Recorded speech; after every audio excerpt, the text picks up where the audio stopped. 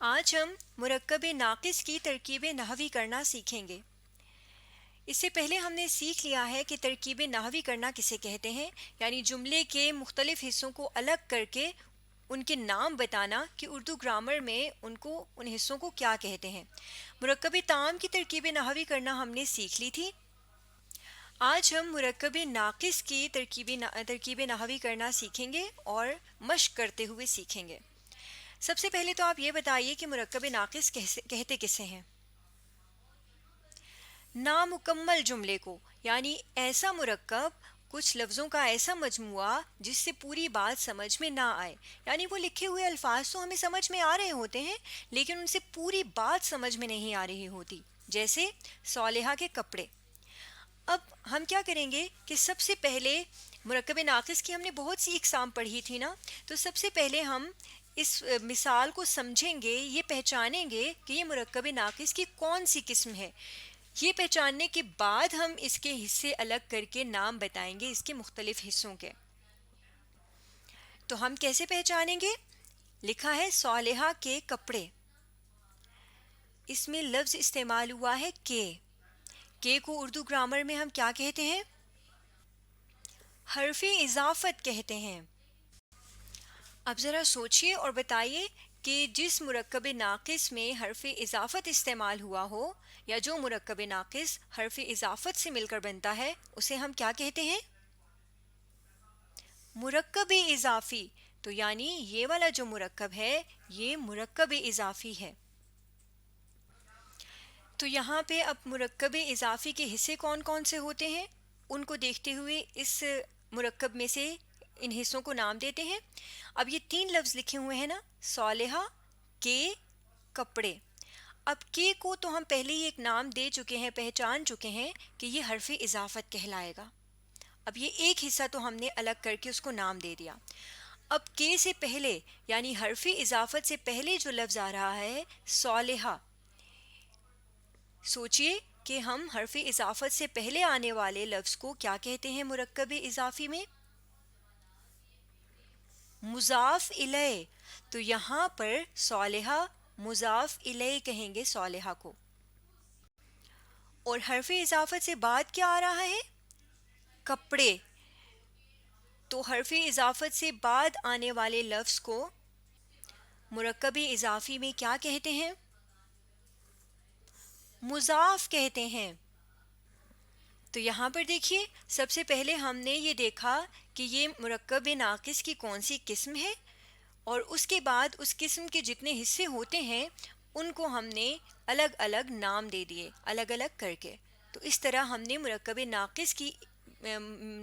ناقص میں سے مرکب اضافی کی ترکیب نحوی کی ہے۔ اب ایک اور مثال دیکھتے ہیں۔ ہمارے پاس لکھا ہو اگر 3 پھول، اب ہے تو یہ مرکب ناقص، یعنی اس سے ہمیں پوری بات سمجھ نہیں آ رہی، لیکن اب یہ جاننے کے لیے کہ یہ مرکب ناقص کی کون سی قسم ہے ہمیں اس پر غور کرنا ہے۔ 3 پھول، 2 الفاظ ہیں۔ پہلا لفظ کیا ہے؟ 3۔ 3 کیا ہے؟ ایک عدد ہے، یعنی یہ ایسا مرکب ناقص ہے جس میں عدد استعمال ہوا ہے، جو عدد سے مل کر مرکب ناقص بنا ہوا ہے۔ تو ہم نے کیا پڑھا تھا کہ جو مرکب ناقص کسی عدد سے مل کر بنے اسے ہم کیا کہتے ہیں؟ مرکب عددی کہتے ہیں۔ تو یعنی یہ ہے مرکب عددی۔ اب اس میں سے ایک حصہ تو ہم نے پہچان لیا ہے، اس کو الگ کر کے اس کو نام بھی دے دیا ہے، پہلا حصہ یعنی عدد۔ اب بچ گیا اس کا یہ دوسرا حصہ پھول۔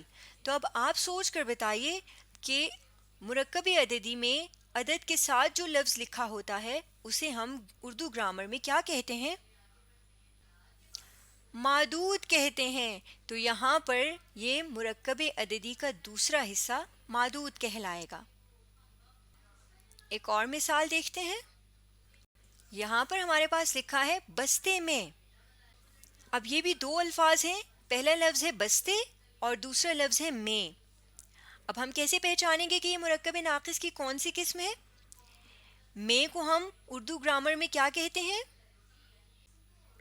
حرف جار کہتے ہیں۔ تو اب بتائیے ایسا مرکب ناقص جس میں حرف جار استعمال ہوا ہو اسے ہم یا جو حرف جار سے مل کر بنا ہو اسے ہم اردو گرامر میں کون سا مرکب کہتے ہیں؟ مرکب جاری کہتے ہیں. تو یعنی یہ بستے میں ہمارے پاس مرکب جاری ہے. اب دیکھیے اس میں دو لفظ ہیں، یعنی اس کے دو حصے ہونے چاہیے. ایک حصے کو تو ہم نے نام دے دیا ہے، حرف جار کہہ دیا ہے. اب جو پہلا حصہ ہے حرف جار سے پہلے آ رہا ہے، اس کو سوچ کر بتائیے کہ مرکب جاری کے پہلے حصے کو کیا کہتے ہیں اردو گرامر میں؟ مجرور کہتے ہیں.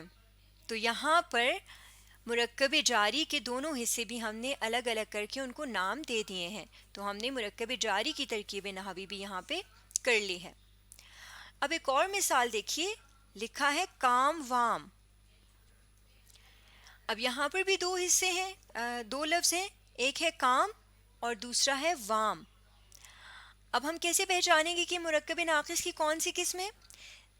کام وام. وام کیا ہے؟ کیا وام کا کوئی معنی ہے؟ وام کا کوئی معنی ہے اپنا الگ سے؟ کوئی معنی نہیں ہے اس کا الگ سے کوئی بھی معنی نہیں ہے. تو ایسے لفظ کو اردو گرامر میں کیا کہتے ہیں؟ ایسا لفظ جس کا اپنا کوئی معنی نہیں ہوتا، جس کا معنی سمجھ میں نہیں آتا، اس کو کیا کہتے ہیں؟ مہمل کہتے ہیں. تو یہاں پہ وام مہمل ہے. تو اب بتائیے مرکب ناقص کی وہ قسم جس میں ایک لفظ بے معنی ہوتا ہے یعنی مہمل ہوتا ہے، اور دوسرا لفظ با معنی ہوتا ہے یعنی اس کا اپنا ایک معنی ہوتا ہے، اس کو ہم کیا کہتے ہیں؟ مرکب تابع مہمل. تو یہاں پہ کام وام مرکب تابع مہمل ہے. کام کا الگ سے معنی ہوتا ہے نا، ہم الگ سے اس کو استعمال کرتے ہیں. اب یہ تو ہم نے پہچان لیا کہ یہ مرکب تابع مہمل ہے. اب ہم اس کے حصے الگ کریں گے. اب دیکھیے اس کے دو حصے بن رہے ہیں نا. ایک وہ حصہ جو بامانی ہے، بامانی حصے کو ہم کیا کہیں گے یا کیا کہتے ہیں؟ تابع کہتے ہیں. تو یہاں پر کام تابع ہے. اور دوسرا حصہ جو بے معنی ہے یعنی جس کا اپنا کوئی معنی نہیں ہے، مہمل ہے، اسے کیا کہیں گے؟ یعنی وام کو یہاں پر کیا کہیں گے؟ مطبوع کہیں گے. تو اس طرح مرکب تابع مہمل کے یہ دو حصے ہیں، تابع اور مطبوع. مرکب جاری کے بھی دو حصے تھے، مجرور اور حرف جار. ایک اور مرکب ناقص ہے وہ لڑکا. اب یہ بھی دو الفاظ ہیں، ایک ہے وہ اور دوسرا لفظ ہے لڑکا. اب پہچانیے کہ یہ کون سا مرکب ناقص ہے. وہ سے ہمیں کیا پتہ چل رہا ہے؟ وہ کو ہم اردو گرامر میں کیا کہتے ہیں؟ اسم اشارہ کہتے ہیں. تو یہاں پہ وہ اسم اشارہ ہے. اب آپ بتائیے کہ جس مرکب ناقص میں اسم اشارہ استعمال ہوا ہو یا جو مرکب ناقص اسم اشارہ سے مل کر بنے، اسے ہم مرکب ناقص کی کون سی قسم کہتے ہیں؟ مرکب اشاری کہتے ہیں. تو یہاں پہ وہ لڑکا مرکب اشاری کہلایا. اب مرکب اشاری تو ہم نے پہچان لیا، اور اس کے پہلے حصے کا نام کیا ہوگا؟ وہ کو ہم کیا کہیں گے؟ اسم اشارہ ہی کہیں گے. اور اس طرح مرکب اشاری کا پہلا حصہ ہوا اسم اشارہ اور یہاں پہ وہ، اور دوسرا حصہ یعنی لڑکا یہ کیا کہلائے گا گرامر کی زبان میں؟ اس کو ہم کہتے ہیں مشار الیہ. تو یوں اسم اشارہ مرکب اشاری کا پہلا حصہ اور مشار الیہ مرکب اشاری کا دوسرا حصہ. ایک اور جملہ ہے، ایک اور مرکب ناقص ہے ہمارے پاس، ندا کے سوا سب عورتیں. اب اس کو پہچانتے ہیں کہ یہ مرکب ناقص کی کون سی قسم ہے. ندا کے سوا، کے سوا، کے سوا کو اردو قواعد میں کیا کہتے ہیں؟ حرف استثناء. اور ہم نے کیا پڑھا تھا کہ ایسا مرکب ناقص جس میں جو حرف استثناء سے مل کر بنتا ہے اسے کون سا مرکب کہتے ہیں؟ مرکب استثنائی. تو یہاں پہ ندا کے سوا سب عورتیں مرکب استثنائی ہے. اب ایک حصہ حرف استثناء، یہ ہے ایک حصہ مرکب استثنائی کا جو کہ ہم پہلے ہی الگ کر کے اس کو نام دے چکے ہیں، اس کو پہچان چکے ہیں. اب اس کے حرف استثناء سے پہلے لکھا ہے ندا. اب ندا کے سوا سب عورتیں، یعنی ندا کو ان سب عورتوں سے الگ کیا جا رہا ہے. تو جس کو کسی چیز سے یا بہت ساری چیزوں سے الگ کیا جائے اس کو ہم مرکب استثنائی میں کیا کہتے ہیں؟ مستثنا. تو یہاں پر ندا مستثنا ہے اور اس کے بعد حرف استثناء ہو گیا اور آخر میں ہے سب عورتیں.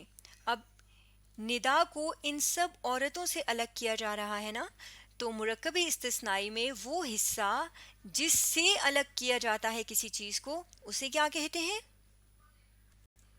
مستثنا منہ. تو یہاں پہ سب عورتیں مستثنا منہ ہیں. تو اس طرح مرکب استثنائی کے 3 حصے ہم نے یہاں پر الگ الگ کر لیے ہیں: حرف استثناء، مستثنا اور مستثنا منہ. آج ہم نے مرکب ناقص کی ترکیب نحوی کرنا سیکھا ہے.